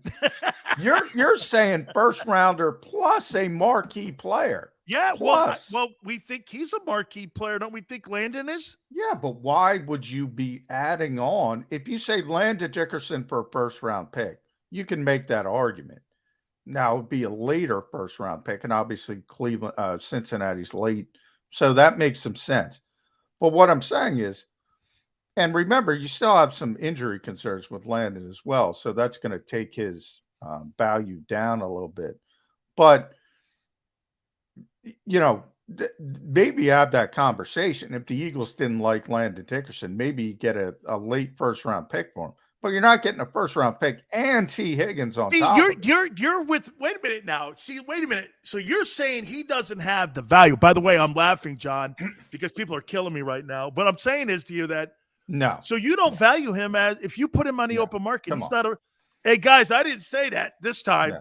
So you don't think – see, I think – according to the way everyone else is talking, and plus the kid Isaac, who they really love, you have the best offensive line coach in the NFL. You have the deepest, maybe O-line in the NFL. You send that guy to Cincinnati, who are going to want first flight type offensive lineman. You give me a player that fits my one or two. Well, I'll say this: if that offer's on the table for me, yeah, I'm sending Landon Dickerson to Cincinnati. So you think that deal in its context, inside the guardrails, is a good deal if that were ever on the table? Yeah, but Duke Tobin is the executive of the year. He ain't giving that deal. And you got to remember something: who owns the money bag too? Yeah. Mike Brown. Hey, remember, man, he likes players on rookie contracts because that guy. Can you name me, John, a free agent, a gigantic free agent that's ever gone to Cincinnati? Hendrickson last year. Okay. But you're right in that, Mike Brown's notoriously cheap. Oh, no, he's got a zipper on his wallet. Yeah, I say this all the time. Before the Eagles lost Brandon Brown and Ian Cunningham this offseason, their co-directors of player personnel, who are now assistant GMs, their scouting, their personnel department was 21 deep. 21 deep. There is no salary cap in the front office. You can pay whoever you want, whatever you want. Eagles were 21 deep. Cincinnati is Duke Tobin and a couple interns. That's it. He runs that stinking thing. Mike Brown's not paying anybody, and they went to the stinking Super Bowl. I don't think people realize how amazing it is that the Cincinnati Bengals made the Super Bowl. Oh, they don't John, spend anything on anything. John, you know what? I'll tell you what really shocked me too about the Bengals. It's not just to play a Burrow. I actually can't believe how good the defense played in that Super Bowl and how underrated they are, even in the postseason, on how well that team has played. I didn't know who Zach Taylor was from a can of paint. I had no idea, John. I had to look up his coaching heritage. Hell, then again, for the record, I had to look up who the hell Nick – I kind of knew who Nick was because I remember him as a wide receiver coach with the Chargers when Frank was the offensive coordinator with the Chargers. I remember him, and he's kind of been with Frank ever since. I kind of knew. I didn't know who Brandon Staley was. I don't know any of these guys. Well, Brandon Staley, yeah, he was at John Carroll a couple years ago before, home with Don Shula. Yeah, he, Brandon Staley and Jonathan Gannon were in each other's weddings. They're really, really close, Cleveland guys together. But yeah, that John Carroll pipeline is the weirdest pipeline in the history of the world because so many high-level people went to John Carroll in the NFL. Brandon Staley's one of those guys. So once you're in that group, you're in the club. Let me throw some free agents. These are top 30 free agents in the NFL. And this is kind of the stuff that goes on, folks, at the NFL combines here, too. It's not just about the rookies. It's also about selling your client here. We agree Devontae Adams is not going to be nowhere in the conversation with the Eagles, so we'll slip by him. No. How about this kid with the Saints? Teron Armstead, tackle, Saints. Oh, no, he's going to get a boatload of money. And the Eagles don't need a left tackle. The Eagles, Teron Armstead is top 5 left tackle in the NFL when he's healthy. Jordan Mailata, top 5 left tackle. Oh no, I think he is. Now, John, do we agree? Wide receivers like Goodwin, Mike Williams. I'll get to Allen Robinson a little bit later, but those guys, those guys are going to want to go to places that got guys who are going to get them 100 catches. Yeah, I just wrote about that on Sports Illustrated today about Cooper because people get excited. Why is Amari Cooper coming here? He's not going. He's not anybody who has multiple suitors. And look, I don't think Devontae Adams and Mike Williams, I don't even think they're getting to the market. Ultimately, Devontae will get franchised. Mike Williams might get franchised. But even if Mike Williams doesn't, yeah, he's gonna get top of the line money, so you got to overpay, and he's gonna go to a situation. He's gonna want to go to a situation where he's getting the football all the time, and that's not Philadelphia. So if you're talking about Philadelphia, you got to start talking about the DJ Charks of the world, maybe Juju Smith-Schuster, maybe Christian Kirk, those types of players. Yeah, you're not getting any of these. So here, let's do this. Edge rusher. That's a need on the team. This is according to Pro Football Focus too. Von Miller's number 4, 32 years of age. You sign him to a 1-year contract with an option, and you give him $7-8 million, $10 million to come in and try to be an edge rusher. Because I'll tell you something, John. The two guys that made the biggest impacts, in my opinion, for playoff teams were Von Miller, and the other one was Melvin Ingram. When Melvin Ingram got picked up from the Pittsburgh Steelers and went to Kansas City, they were able to move Chris Jones back inside, and they were able to really solidify that front 4 and that front 7 in Kansas City, and that helped them calm down things when they had a lot of 3-and-outs going on with Patrick Mahomes. And I think that righted the whole ship in KC. And when Von Miller got to a position where he had another pass rusher in the defensive line like Aaron Donald, he looked like that guy. My only problem with a guy that's this age, I think he's 32, 33, man, when your gas cap falls off in the NFL and you're one of these guys, John, and you can't get around the corner, it empties quick. You know what I mean? Yeah, all of Ryan a sudden Kerrigan. You look at this guy, you you're saw like it. this. Ryan Kerrigan last year, you saw it. I mean, that's one of the great pass Pat rushers. Swilling?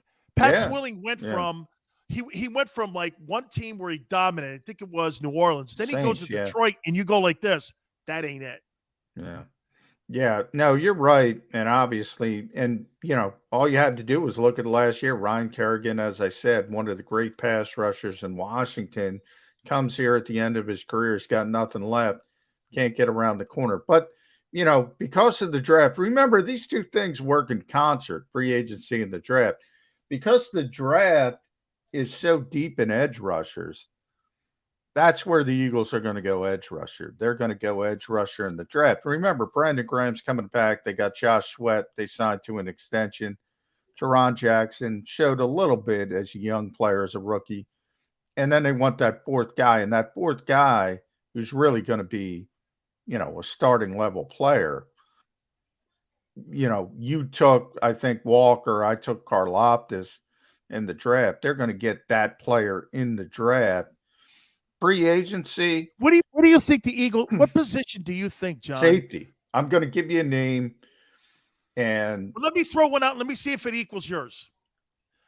I think they're going to look at two guys, Marcus Williams, and I think they're going to look at Jesse Bates. Too expensive. Marcus Williams and Jesse Bates, I don't think is even going to get to the market. I think Cincinnati's going to either put the tag on him or get something done long term. How about Honey Badger? Yeah, Honey Badger is interesting, but I think there's some size to it. I think the Eagles are looking for a different type of player, and just how the Eagles look at free agency. They want young guys coming off that first rookie contract that still have some upside. So they want that 25, 26-year-old guy. That's expensive, John. When you start going down on age, you know this. When you're out there in the open market, and I don't think people realize this. I know you do, John. Back in the day, free agency was a place for the last contract for the old fart in the league. Yeah, And he was plan just looking B. to steal Plan money, B right? days, yeah. Get another league a year and all that for your pension and all this and that. Now, John, you're seeing guys 28, 26 that are getting out on the open market now. These guys, look at what the Patriots did last year, John. They paid over $345 million in free agent contracts last year. They went in because the COVID thing allowed them to get some of these guys that were in their mid-20s, and they were able to do that. Free agency now, you know, I get the draft, and I understand how important it is to pour the foundation to your football team. In my opinion, I still think it's important. But free agents today, if you have a foundational player or a couple foundational players on your team, and I think, like you said, the Eagles do have fundamental foundation players, and it's on that offensive line side of the football. That's what a foundation is, okay? That's a foundation on your team, and it's great to have when you have a running attack as dominant as the Eagles do.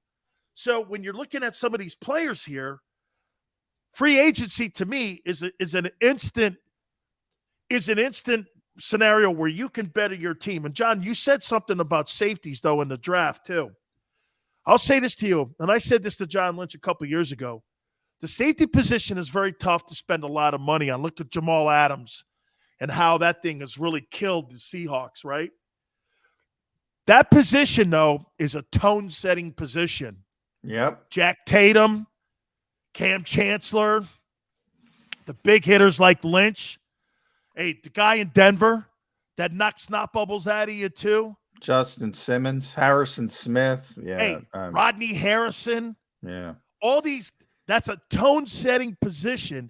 And if you're looking to be a physical defense, I think you have to have that tone setter on that side of the ball. So to me, I value the safety position because remember too, John, he's your quarterback here too. You know, the quarterback wants to spot him, that safety. That guy's got to be smart enough. This is what made Ed Reed so special. Ed Reed would line up in a place, and then what he would do is because he knew that Peyton Manning was watching him on film, and he knew this, as soon as the ball was snapped, he would sprint to the position where he needed to be. And Peyton Manning goes, "It's the greatest football play I've ever seen." He watched me on film knowing that I would read him and that he went back and curled back to his other position, and he got a pick 6 on me.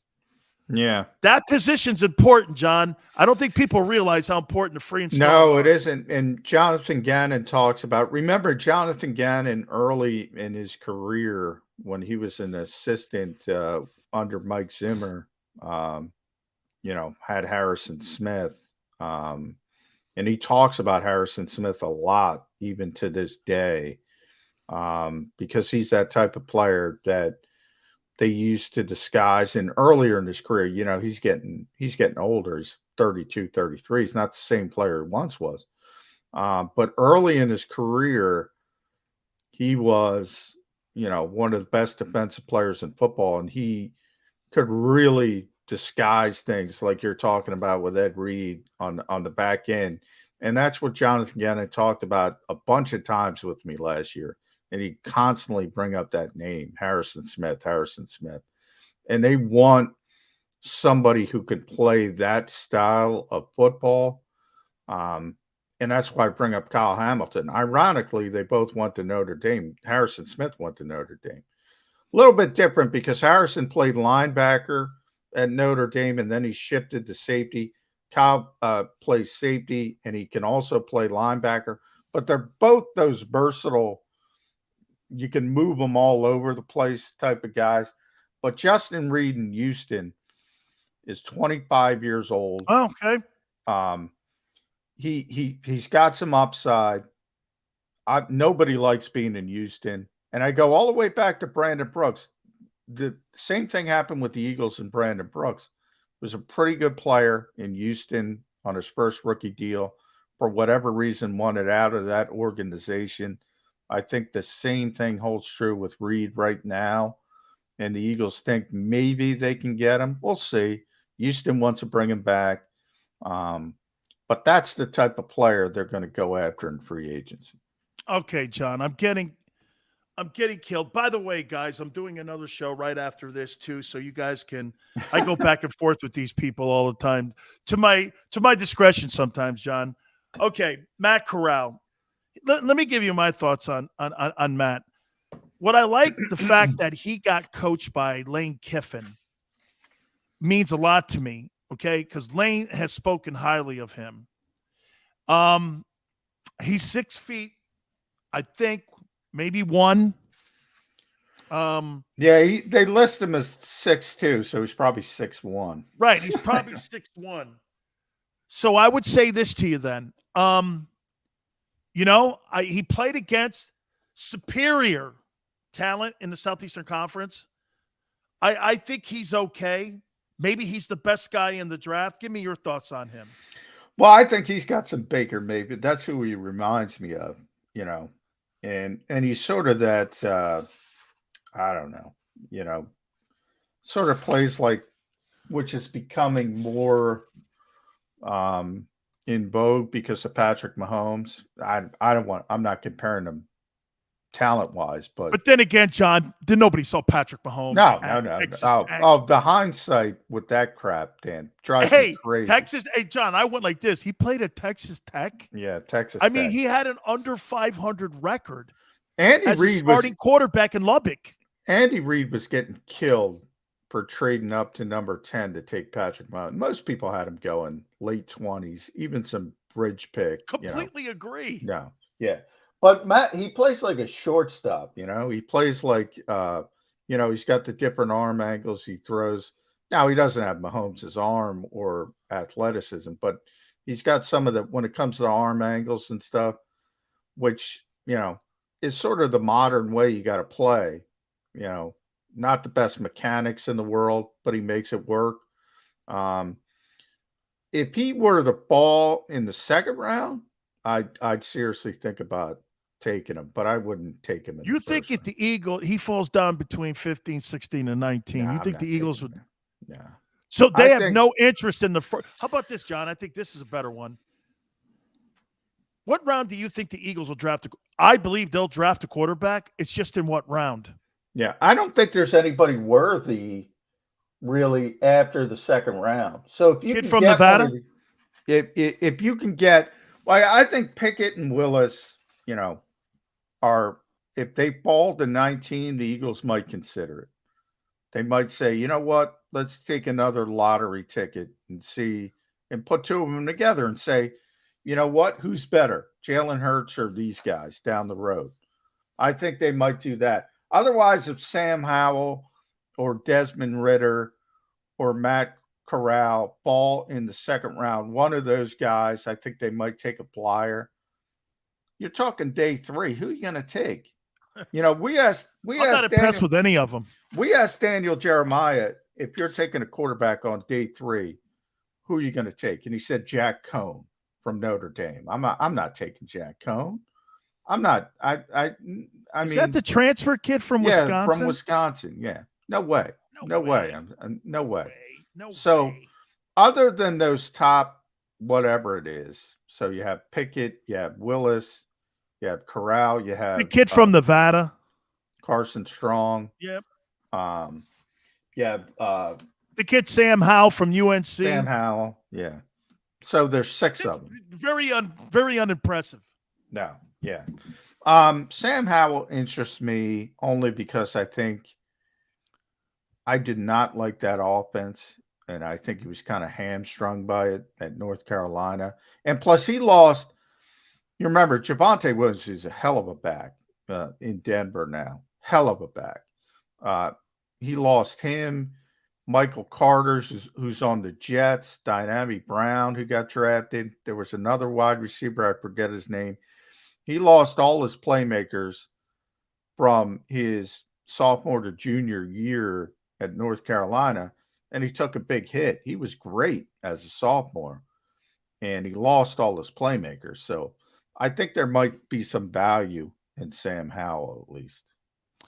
North Carolina quarterbacks kind of scare me a little bit right now. I mean. Yeah, but I'm talking second round. I'm not. Yeah. We're not talking about putting a top 5 guy. I'm just, John, I'm just wondering again how Howie's looking, because I saw and I heard those comments at the combines, and and I'm going to paraphrase this in what he said. Somebody asked him because he was pressed on Deshaun Watson. He goes, "Well, we have Jalen Hurts." He gave you lawyers' answers at the press conference. Okay, I mean they were lawyers' answers. Hey, And then he was asked again, well, Jalen Hurts got us to the postseason.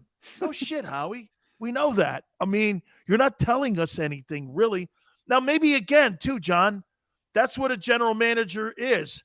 And no disrespect to general managers out there, but they kind of tell you half-truths because they have to.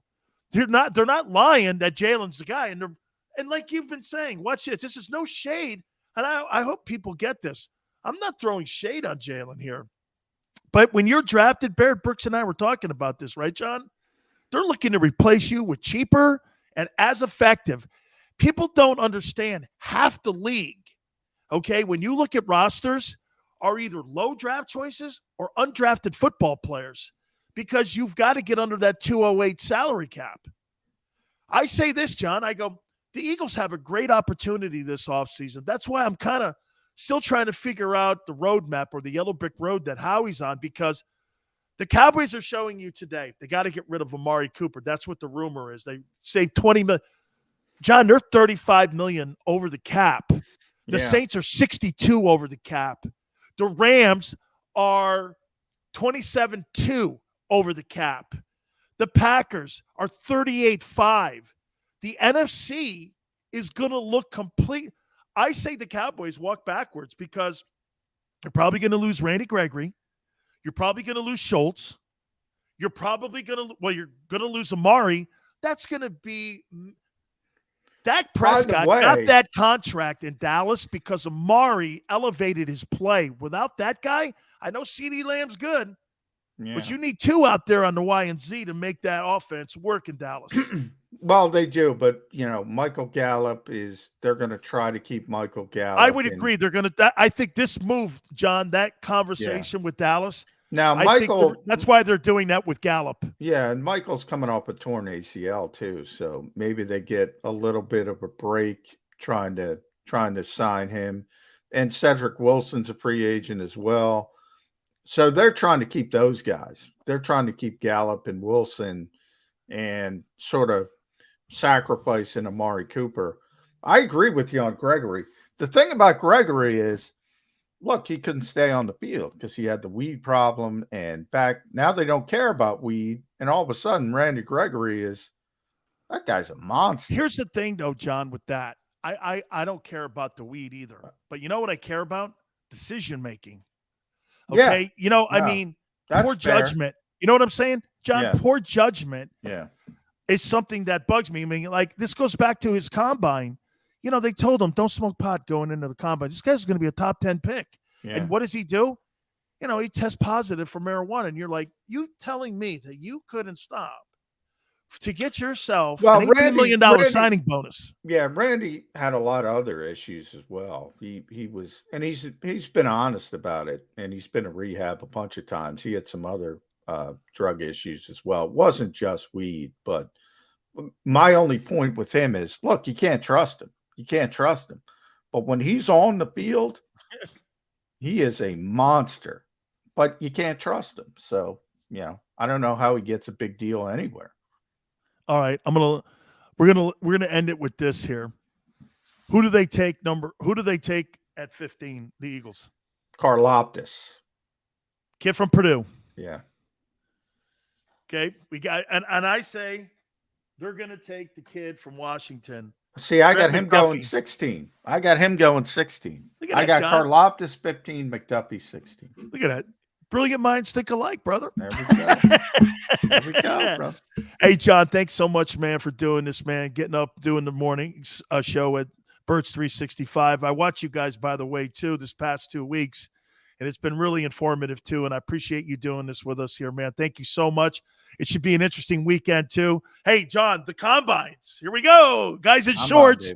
Yeah. Guys thanks, in John. shorts. Appreciate it. Yeah. I'm going to go run a 4.40. Dan. Yeah, to the kitchen sink and to the kitchen refrigerator to get my Corona. Guys, don't forget, I'm going to be doing the National Football Show here in a couple minutes. So we'll see you over on the other side.